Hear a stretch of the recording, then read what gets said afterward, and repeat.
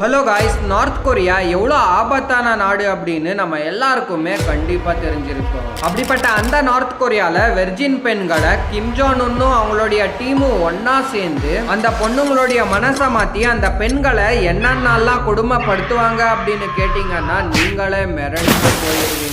So அது மட்டும் இல்லாம ஒரு பொண்ணு நார்த் கொரியால இருந்து தப்பிச்சு வந்து ஒரு ஸ்டேஜ்ல ஏறி அழுதுகிட்டே பேசின வார்த்தைகள் இந்த உலகத்தையே மிரள வச்சிருக்கு. இந்த மாதிரி நார்த் கொரியால நடந்திருக்க ஒரு சில மோசமான விஷயத்தை பத்தி தான் இந்த ஒரு வீடியோல பார்க்க போறோம். இந்த ஒரு வீடியோ உங்களுக்கு ரொம்பவே இன்ட்ரெஸ்டிங்கா இருக்க போது, ஸோ ஸ்கிப் பண்ணாம இந்த வீடியோவை கடைசி வரைக்கும் பாருங்க. ஃப்ரெண்ட்ஸ், நார்த் கொரியால இருந்து தப்பிச்சு வர்றது அப்படிங்கிறது ரொம்பவே கஷ்டமான விஷயம் தான். ஏன்னா நம்ம அங்கிருந்து தப்பிச்சு வரும் போது மாட்டிக்கிட்டோம் அப்படின்னா நம்மள பிடிச்சி அங்கேயே சாவடிச்சிருவாங்க. ஸோ அதையும் மீறி நம்ம அந்த நாட்டில் இருந்து தப்பிச்சிட்டோம் அப்படின்னா நம்மளுடைய அப்பா அம்மா அண்ணன் தங்கச்சி யாரா இருந்தாலுமே அவங்கள பிடிச்சி ஜெயிலில் போட்டுருவாங்க. ஸோ இந்த மாதிரி நிறைய பிரச்சனைகள் இருந்தாலுமே இதை எல்லாத்தையுமே ஃபேஸ் பண்ணிட்டு யான்மி பார்க் அப்படிங்கிற ஒரு 14 வயசு பொண்ணும் அவங்களுடைய அப்பா அம்மாவும் நார்த் கொரியால இருந்து சைனாக்கு தப்பிச்சு ஓடி போறாங்க. இவங்க ஏன் இந்த மாதிரி இவங்களுடைய சொந்த நாடான நார்த் கொரியாவை விட்டு ஓடி போனாங்க அப்படிங்கிற கதையை கேட்டீங்கன்னா நீங்களே ஷாக் ஆயிருவீங்க. அது என்ன அப்படின்னா, உங்களுடைய பக்கத்து வீட்டில் இருக்கிற ஃபேமிலி ஃப்ரெண்ட் ஒருத்தர் ஹாலிவுட் படம் பார்த்தாங்க அப்படிங்கிற ஒரே காரணத்தினால அவங்கள நடு ரோட்ல வச்சு துப்பாக்கியில சுட்டு கொண்டு இருக்காங்க. அதுக்கப்புறமா அவங்களுடைய அப்பாவை வந்து லேபர் கேம்ப்ல கொடுமைப்படுத்தி இருக்காங்க. ஸோ இதனால அவங்களுடைய அப்பா, அவங்களுடைய பொண்ணு, வைஃப் எல்லாரையுமே கூப்பிட்டுக்கிட்டு நார்த் கொரியால இருந்து சைனாக்கு தப்பிச்சு போயிருக்காங்க. இந்த மாதிரி அவங்க தப்பிச்சு வந்ததுக்கு அப்புறமா அந்த சின்ன பொண்ணு அழுதுகிட்டே சொல்லுது, நான் நார்த் கொரியால இருந்து சைனாக்கு வரும்போது சைனால இருக்க ஒரு சில புரோக்கர்ஸ் என்ன தப்பா அப்ரோச் பண்ண வந்தாங்க.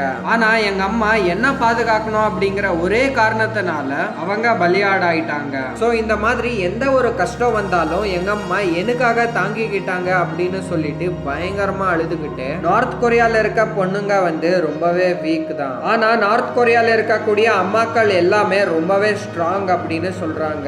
சோ அதுக்கப்புறமா சைனால ஒரு சில நாட்கள் கடந்து போயிட்டு இருக்கும் போது அவங்களுடைய அப்பா கேன்சர் வந்து இறந்து போயிட்டாரு. அந்த நேரத்துல நான் சீக்ரெட்டா யாருக்குமே தெரியாம 3 மணிக்கு நான் அவரை எரிச்சேன் அப்படின்னு அவங்க அழுதுகிட்டே சொல்றாங்க. ஆனா இப்போ அந்த பொண்ணு பெரியாளாயி நார்த் கொரியால நடக்கக்கூடிய ப்ராப்ளம்ஸை பத்தி நான் வெளியே சொல்லுவேன் அப்படின்னு சொல்லிட்டு அவங்களுடைய யூடியூப் சேனல்ல நார்த் கொரியால நடக்கிற ப்ராப்ளம்ஸை பத்தி சொல்லிக்கிட்டு இருக்காங்க. சோ அது மட்டும் இல்லாம நார்த் கொரியால கிம் ஜாங் உன் போய் வெர்ஜின் பெண்களை வீடு வீடா போய் தேடி கூப்பிட்டு வர்றதை தாண்டி நார்த் கொரியால இருக்கக்கூடிய பேரண்ட்ஸே வெர்ஜின் பெண்களை கிம் ஜாங் உன் கிட்ட அனுப்பி வைக்கிறாங்க. என்னடா இது, பேரண்ட்ஸே எதுக்காக இந்த மாதிரி பண்றாங்க அப்படின்னு கேட்டீங்கன்னாக்கா, இவங்க இந்த மாதிரி லீடர்ஸுக்கு பண்ணக்கூடிய சேவை எல்லாமே நம்மளுடைய நாட்டுக்கு பண்ணக்கூடிய சேவை அப்படின்னு நினைக்கிறாங்க. அந்த அளவுக்கு அந்த நாட்டில் இருக்கக்கூடிய மக்களை மைண்ட் வாஷ் பண்ணி வச்சிருக்காங்க. சோ அது மட்டும் இல்லாம பேண்டமிக் டைம்ல ஒரு சில பேர் வந்து சாப்பிட்றதுக்கு சாப்பாடே இல்லாம கஷ்டப்பட்டு இருக்கும் போது அவங்களுடைய பேரண்ட்ஸ் வந்து என்ன திங்க் பண்ணுவாங்க அப்படின்னா, நம்மளுடைய குழந்தைங்க நம்மளுடைய வீட்டுல இருக்கிறத விட கிம் ஜாங் உன்னுடைய டீம்ல இருந்தாங்க அப்படின்னா நம்மளுடைய குழந்தைங்க நல்லா சாப்பிட்டு சந்தோஷமா இருப்பாங்க அப்படின்னு சொல்லிட்டு பேரண்ட்ஸே அவங்களுடைய குழந்தைங்களை அனுப்பி வைப்பாங்க.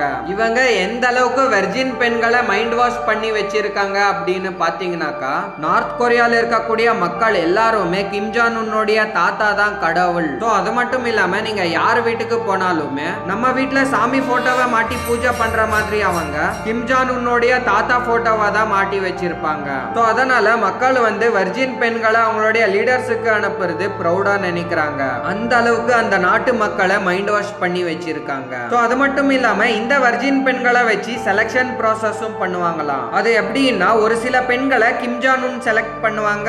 அதுக்கப்புறமா கிம் ஜாங் உன்னுக்காக வேலை செய்யற ஒரு சில ஹையர் ஆபீசர்ஸ் இருப்பாங்க இல்லையா, அவங்க ஒரு சில பெண்களை யூஸ் பண்ணிப்பாங்களாம். ஸோ இவங்க இவங்களுடைய நாட்டில் இந்த மாதிரி பண்ணி இப்ப நார்த் கொரியால வெர்ஜின் பெண்கள் ரொம்பவே கம்மியா இருக்காங்க அப்படின்னு சொல்லிட்டு தேடிட்டு இருக்காங்க. சோ இந்த மாதிரி ரொம்பவே மோசமான விஷயங்கள் எல்லாமே நார்த் கொரியால பண்ணிட்டு இருக்காங்களாம். இந்த ஒரு விஷயத்தை யார் வெளியே சொன்னாங்க அப்படின்னு சொல்லிட்டு கேட்டீங்கன்னாக்கா, ஜப்பான்ல இருக்க ஒரு குக் ஒருத்தர் சூசி அப்படிங்கிற ஒரு டிஷ் ஒன்னு குக் பண்ணுவாரு. சோ இந்த ஒரு டிஷ் கிம் ஜாங் உன்னுடைய ஃபேமிலிக்கு ரொம்பவே பிடிக்கும் அப்படிங்கிறதுனால அந்த ஒரு குக்கை ஜப்பான்ல இருந்து நார்த் கொரியாக்கு கடத்தி கொண்டு போய் வச்சுக்கிறாங்க. சோ அதுக்கப்புறமா அவரு ஒரு சில பல வருஷங்கள் கழிச்சு நார்த் கொரியால இருந்து ஜப்பானுக்கு போயிட்டு ஒரு புக் ஒன்னு எழுதுறாரு. அந்த ஒரு புக்ல நார்த் கொரியா பத்தி நிறைய விஷயங்களை எழுதியிருக்காரு. அதுல ஒன்னாதான் இதையும் எழுதியிருக்காரு. இந்த மாதிரி கிம் ஜாங் உன்னுடைய தாத்தா காலத்துல இருந்து வெர்ஜின் பெண்களுக்கு இந்த மாதிரி நடக்கும் அப்படின்னு சொல்லியிருக்காரு. சோ அது மட்டும் இல்லாம நார்த் கொரியால ஒரு சில பார்ட்டிஸ் நடக்கும். அந்த ஒரு பார்ட்டில வெர்ஜின் பெண்களுக்கு ஒரு சில மோசமான கேம்ஸ் வைப்பாங்க அப்படின்னு சொல்லிட்டு அந்த புக்ல எழுதியிருக்காரு. சோ இந்த மாதிரி நிறைய மோசமான ப்ராப்ளம்ஸை நார்த் கொரியால இருக்கக்கூடிய மக்கள் ஃபேஸ் பண்ணிக்கிட்டு இருக்காங்க. இப்போ நீங்க இந்த நார்த் கொரியா பத்தி என்ன நினைக்கிறீங்க அப்படிங்கறத கமெண்ட்ஸ்ல போட்டு விடுங்க. அப்படியே இந்த வீடியோ உங்களுக்கு பிடிச்சிருந்தா லைக் அண்ட் சப்ஸ்கிரைப் பண்ணிடுங்க. நன்றி.